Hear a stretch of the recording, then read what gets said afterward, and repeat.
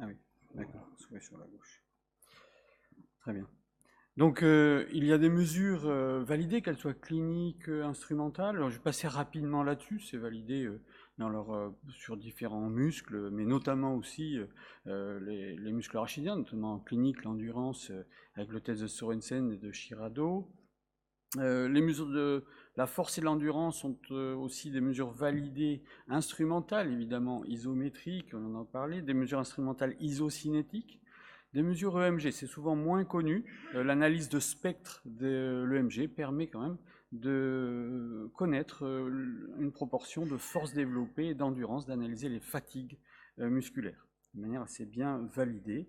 Les mesures de trophicité aussi, avec les imageries de coupe, IRM, scanner, échographie aussi, c'est assez bien validé. Et puis, à l'intérieur, même, on peut rentrer sur les composantes contractiles, notamment en IRM et en échographie. Un autre moyen d'évaluer l'activité musculaire n'est pas que la force et l'endurance, mais aussi d'analyser son comportement dans les activités quotidiennes, et notamment ses activités phasiques musculaires dans les différents moments de la vie. Alors, la grande difficulté, c'est évidemment, on nous a exposé des modifications dans la vie, vous verrez qu'il y a des modifications en fonction des différentes déformations. Le problème, c'est quoi en faire? On sait qu'un muscle s'atrophie évidemment avec l'âge, il s'atrophie aussi lors d'une immobilité, on a des déformations qui immobilisent un peu le rachis. Avec cette apparition, on peut toujours se poser la question, est-ce que c'est pas la conséquence? Et on sait même que lorsqu'au départ un muscle est dans la déformation utilisée, au bout d'un moment, il va rentrer en surmenage et va s'atrophier après avoir fait un épisode d'œdème et d'inflammation de type myosite. Alors, qu'est-ce qu'il en est concernant la scoliose? Là-dessus, je dois remercier Éric Parent de l'Université d'Alberta et Alan Richter, qui sont thésards, sont étudiants en thèse, qui ont fait une méta-analyse sur les comparaisons, le muscle et la scoliose. Donc, ils ont recherché les études contre contrôle, les études contrôlées, et ils ont montré quand même, avec des preuves limitées, que, il n'y avait pas de différence dans les amplitudes d'EMG lors des épreuves en extension isométrique chez les patients scoliotiques par rapport aux patients non scoliotiques. En revanche, il y a une activité prolongée des érecteurs spinae durant la marche, c'est-à-dire que ces érecteurs spinae ont tendance à avoir une activité phasique moins importante, à tendre vers une activité tonique. Une augmentation du rapport d'activité EMG côté opposé sur côté adjacent durant les bending tests, quand on va les mobiliser justement. Moins de force développée des muscles du tronc de manière générale, mais ça peut être aussi une conséquence de l'enrondissement. Et aussi un temps de réaction à une perturbation qui augmente chez le patient scoliotique lorsqu'on a une perturbation. En termes d'analyse de symétrie, on a des preuves limitées d'absence d'asymétrie de recrutement de la marge droite-gauche chez les patients scoliotiques. On voit toujours cette activité prolongée globalement vers une action tonique. On voit qu'ils développent moins de force et que on va avoir des temps de réaction, encore une fois, qui vont augmenter, mais cette fois, lorsqu'on regarde la symétrie droite-gauche, qui augmente du côté de la concavité, donc une certaine sous-utilisation.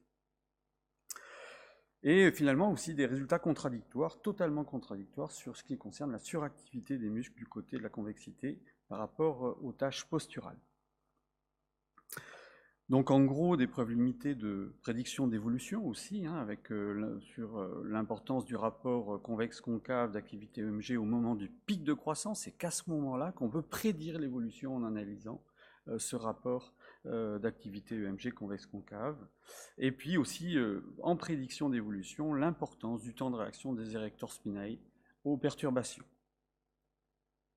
Alors ils ont fait une analyse particulière, ils sont allés chercher la fatigue du muscle, avec des analyses en transformé de Fourier qui analysent les fréquences de décharge dans le temps des activités musculaires. Et on voyait sur cette diapo des pentes descendantes qui analysent la fatigue du muscle.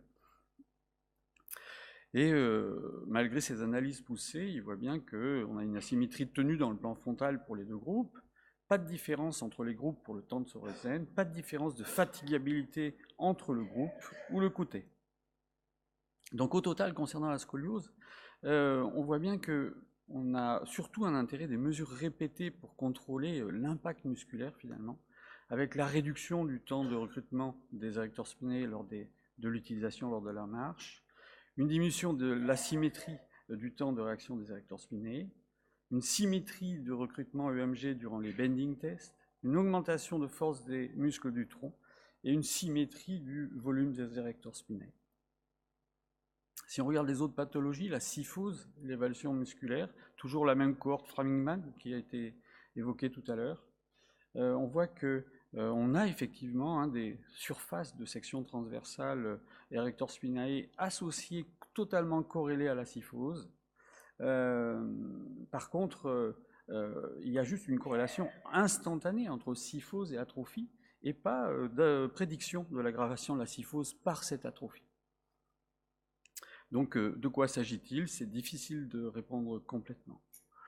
En termes de camptocormie et d'évaluation musculaire, une étude récente nous apprend que la surface des érecteurs spinae est prédictive de la réponse de la réduction des camptocormies chez les patients parkinsoniens qui sont neurostimulés. C'est-à-dire que lorsque l'effecteur est de bonne qualité, on met une neurostimulation et ce patient peut se redresser. Ça c'est tout à fait à mettre en rapport avec ce qui a été décrit précédemment aussi, avec les systèmes d'overuse de ces muscles érecteurs spinae, avec cette séquence antéflexion, apparition d'une myosite, puis atrophie, et un effecteur qui n'est plus de bonne qualité au bout de 20 à 30 mois. Lorsqu'on a regardé en étude personnelle à Bordeaux la différence d'EMG lorsqu'on va compenser ces patients camptocormiques, on voit d'abord que par rapport au sujet sain, eh bien, on a une transformation complète de l'activité que vous voyez à gauche ici, qui devient un EMG tonique, contre un EMG phasique chez les sujets non camptocormiques, avec des bouffées et des silences lors des cycles de marche.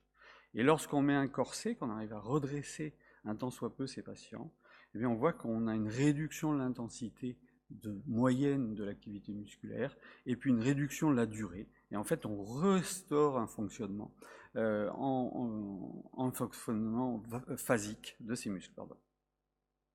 Donc, en dépit des associations, on voit bien que l'évaluation de la qualité musculaire ne permet pas d'établir une relation de causalité entre trophicité musculaire et déformation rachidienne, qu'il y a, semble-t-il, une utilité d'une analyse dynamique du recrutement pour notamment évaluer les effets de correction, et en recherchant un silence musculaire. Et puis dans la camptocormie parkinsonienne, je pense que c'est intéressant de citer ça avec cette évaluation musculaire qui permet de savoir si, c'est une question neurologique qu'on se pose souvent, est-ce qu'un parkinsonien qui se met à se pencher en avant, on peut le stimuler, est-ce qu'il va répondre? Et je trouve qu'on a là un élément de réponse intéressant. Je vous remercie de votre attention.